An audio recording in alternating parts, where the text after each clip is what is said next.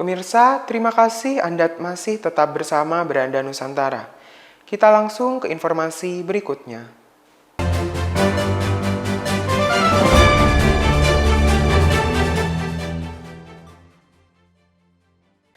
Polda Kalimantan Barat dan Kodam 12 Tanjung Pura bersinergi dalam rangka memperketat pengawasan dan pencegahan berbagai bentuk upaya penyelundupan, utamanya narkotika di perbatasan Indonesia-Malaysia.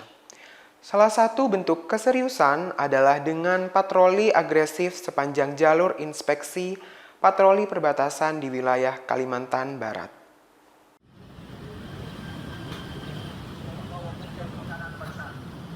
Kepolisian Daerah Kalimantan Barat bersama Kodam 12 Tanjung Pura bersinergi untuk memperketat pengawasan guna mencegah penyelundupan narkotika di perbatasan Indonesia-Malaysia Kamis 25 Mei. Selain memperkuat jaringan intelijen yang tergabung dalam tim interdiksi terpadu, terdapat penambahan personel untuk memperkuat patroli di jalur inspeksi patroli perbatasan di wilayah Kalimantan Barat. Sepanjang tahun 2023, operasi gabungan yang digelar oleh Satuan Tugas Pengamanan Perbatasan Indonesia-Malaysia berhasil mengamankan, menyita, dan memusnahkan barang bukti narkoba jenis sabu lebih dari 50 kg. Kita harus kolaborasi untuk menginventarisir permasalahan-permasalahan, khususnya permasalahan di perbatasan. Apa kira-kira kendala yang menjadi barang-barang yang khususnya narkoba bisa masuk ke sini. Selain pengerahan personel di lapangan, peran masyarakat juga dibutuhkan untuk ikut mengawasi dan melaporkan kepada petugas. Masyarakat juga sangat berperan, karena dibilang banyaknya jalan tikus ya, berarti kan tidak hanya kita saja. Kita sudah melaksanakan sesuai dengan SOP yang sudah ada di masing-masing pos dengan cara patroli-patroli. Perbatasan Indonesia-Malaysia di Kalimantan Barat memiliki garis batas negara sepanjang 973 km yang dibagi menjadi dua wilayah jalur inspeksi patroli perbatasan, yaitu sektor kanan di Kabupaten Sanggau dan Kapuas Hulu, serta sektor kiri di Kabupaten Bengkayang hingga Kabupaten Sambas. Dari Pontianak, Kalimantan Barat, Indra Budi Santoso, Kantor Berita Antara, mewartakan. PT ASDP Indonesia Ferry Cabang Ternate, Maluku Utara, menerjunkan tim penyelam untuk melihat kondisi dermaga serta mendata jumlah kerusakan material yang jatuh ke dalam dasar laut.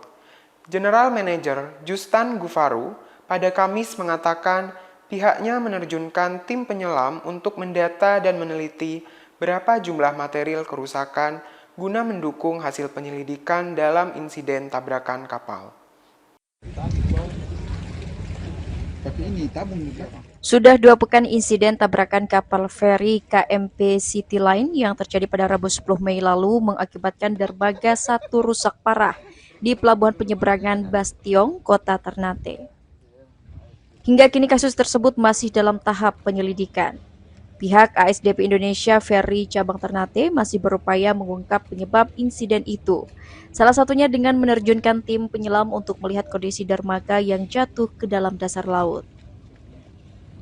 General Manager PT ASDP Indonesia Ferry Cabang Ternate, Justan Gufaru, pada Kamis 25 Mei mengatakan, hasil penyelaman akan dilaporkan ke kantor pusat guna mendukung data untuk bahan penyelidikan. Justan mengatakan pihaknya telah memanggil PT Atosim Lampung Pelayaran yang merupakan perusahaan swasta dari kapal feri KMP City Line untuk menyelesaikan persoalan ini. Kita diminta dari pusat mencari penyelam yang profesional, yang lengkap dengan alat safety-nya, untuk mengukur, terus merekam, videokan kerusakan-kerusakan yang ada di bawah air. Aktivitas pelayaran kapal untuk penumpang dan barang di pelabuhan penyeberangan Bastiong selama ini hanya dilayani satu dermaga yang terletak di bagian selatan. Maka dermaga perlu segera dibangun kembali sehingga mendukung aktivitas mobilisasi masyarakat rute antar pulau, baik di wilayah Malut maupun tujuan Ternate Bitung, Sulawesi Utara. Dari Kota Ternate, Maluku Utara, Harmoko, Kantor Berita Antara, mewartakan.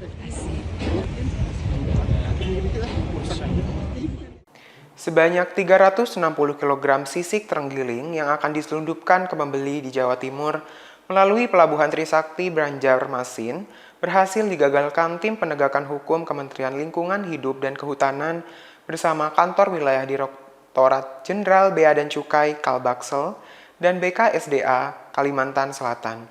Dirjen Penegakan Hukum KLHK Rasio Rido menyebut diperkirakan ada 1.440 ekor terenggiling yang dibunuh untuk menghasilkan ratusan kilogram sisik. Tim Penegakan Hukum Kementerian Lingkungan Hidup dan Kehutanan bersama Kantor Wilayah Direktorat Jenderal Bea dan Cukai Kalimantan Bagian Selatan serta Balai Konservasi Sumber Daya Alam Kalimantan Selatan menggagalkan penyelundupan 360 kg sisik terenggiling di Banjarmasin. Dengan tersangka AF yang ditangkap saat pada 17 Mei, Tim Penindakan dan Penyidikan Kanwil Ditjen Bea dan Cukai Kalbaksel menghentikan serta memeriksa sebuah mobil angkut melaju ke arah Pelabuhan Trisakti. Hasilnya ditemukan 8 kardus berisi sisik terenggiling siap edar yang dibungkus karung yang rencananya akan dikirim ke pembeli di Jawa Timur. Pengembangan masih terus dilakukan, sehingga seperti dikatakan Direktur Jenderal Penegakan Hukum KLHK Rasio Rido Sani dalam konferensi pers yang berlangsung di Aula Kantor Bea dan Cukai Banjarmasin pada 25 Mei, masih terbuka adanya penambahan tersangka. Berdasarkan penelitian pihaknya, jelas dia 1 ekor terenggiling bernilai ekonomi, di mana hewan dilindungi dengan nama Latin Manis javanica yang berperan dalam menjaga ekosistem tersebut dihargai Rp50.600.000. Dengan demikian, jumlah kerugian akibat tindak kejahatan yang dilakukan oleh tersangka ini, pelaku ini kurang lebih 72,8 miliar rupiah. Dari barang bukti ratusan kilogram sisik, diperkirakan ada sebanyak 1.440 ekor terenggiling yang dibunuh. Dengan asumsi 1 kilogram sisik dihasilkan dari 4 ekor terenggiling. KLHK menegaskan hal tersebut merupakan kejahatan yang serius dan menjadi perhatian dunia internasional. Karena itu, pelaku harus ditindak tegas dengan hukuman maksimal agar memberikan efek jera yang berkeadilan. Dari Banjarmasin, Kalimantan Selatan, Latif Thohir, Kantor Berita Antara, mewartakan. General Manager PT ASDP Indonesia Ferry Cabang Ternate, Justan Gafaru, diperiksa sebagai saksi oleh penyidik Polairut Polda Maluku Utara terkait insiden kapal feri KMP City Line yang menabrak dermaga 1 pelabuhan feri Ternate, Maluku Utara hingga rusak parah. Pemeriksaan guna mendapatkan gambaran lengkap terkait insiden itu melibatkan belasan saksi. General Manager PT ASDP Indonesia Ferry Cabang Ternate, Justan Gafaru, memenuhi panggilan penyidik dari Direktorat Polairut Polda Maluku Utara sebagai saksi dalam insiden tabrakan kapal feri KMP City Line yang mengakibatkan dermaga 1 rusak parah di Pelabuhan Penyeberangan Bastiong, Kota Ternate pada 10 Mei lalu. Justan pada Kamis 25 Mei mendapat belasan pertanyaan terkait aset yang rusak hingga perkiraan biaya kerugian dalam pemeriksaan yang berlangsung selama 3 jam. Kami ya ASDP selaku korban di sini jadi dimintai keterangan aset-aset apa aja dan termasuk juga apa dampaknya. Jadi kami juga sudah sampaikan bahwa dampak utama adalah pelayanan. Pemeriksaan ini dilakukan untuk melengkapi penyelidikan terhadap 14 saksi lain demi mendapatkan gambaran lengkap mengenai insiden tersebut.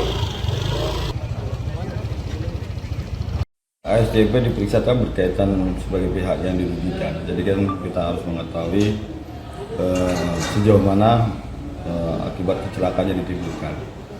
Itu saja berkaitan dengan ASDP. Mungkin makin bertambah juga. Makanya nanti dalam proses pemeriksaan yang selanjutnya ini, kita melihat perkembangan selanjutnya. Mugi menambahkan dalam waktu dekat pihaknya akan melakukan gelar perkara untuk menentukan status hukum dari insiden tersebut. Hingga saat ini, Polda belum bisa memastikan adanya tersangka dalam kejadian ini. Dari Kota Ternate, Maluku Utara, Harmoko, Kantor Berita Antara mewartakan. Demi mengantisipasi kembali terjadinya pelecehan seksual kepada siswa maupun santri pemerintah kota Lok Sumawe, berkoordinasi dengan pemerintah Provinsi Aceh untuk melakukan penjaringan tenaga pengajar. Hal tersebut mengingat masih adanya kasus penyimpangan seksual yang terjadi di lembaga pendidikan agama. Sebagai pejabat wali kota Semawe, Demi mengantisipasi terjadinya kasus pelecehan di lembaga pendidikan, pemerintah Kota Lok Semawe berkoordinasi dengan pemerintah Provinsi Aceh untuk menjaring tenaga pengajar. Hal ini disampaikan penjabat Wali Kota Lok Semawe Imran dalam rapat koordinasi bersama para pimpinan pondok pesantren Kamis 25 Mei. Pemerintah turut prihatin terhadap beberapa kasus yang terjadi pada tahun 2022 lalu yang menimbulkan korban santri pada salah satu pondok pesantren. harus duduk bareng untuk bagaimana itu caranya membuat rumusan, membuat kajian sehingga itu ada proteksi itu terkait dengan anak-anak yang ada di pesantren, termasuk juga itu nantinya itu bagaimana mekanisme penyaringan terkait dengan guru-guru yang ada di daerah pesantren maupun kajian. Berdasarkan data Satreskrim Polres Lok Semawe, terdapat 55 kasus pelecehan seksual, dengan rincian 40 kasus terjadi pada 2022 dan 15 kasus pada periode Januari hingga 25 Mei 2023. Kasat Reskrim Polres Lok Semawe Ibtu Ibrahim mengatakan korban kasus pelecehan seksual yang berusia di bawah 18 tahun mencapai 24 orang dan di atas 18 tahun mencapai 16 orang. Kita himbau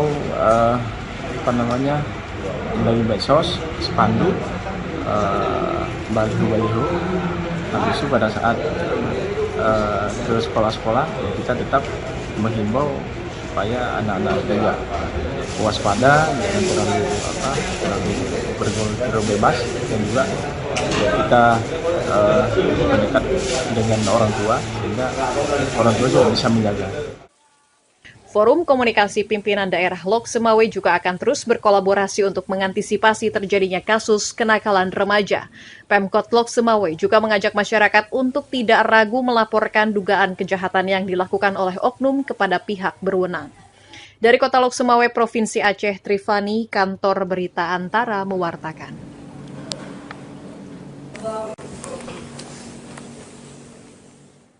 Pemirsa, tetaplah bersama kami di Beranda Nusantara, karena berbagai informasi menarik lainnya akan hadir sesaat lagi.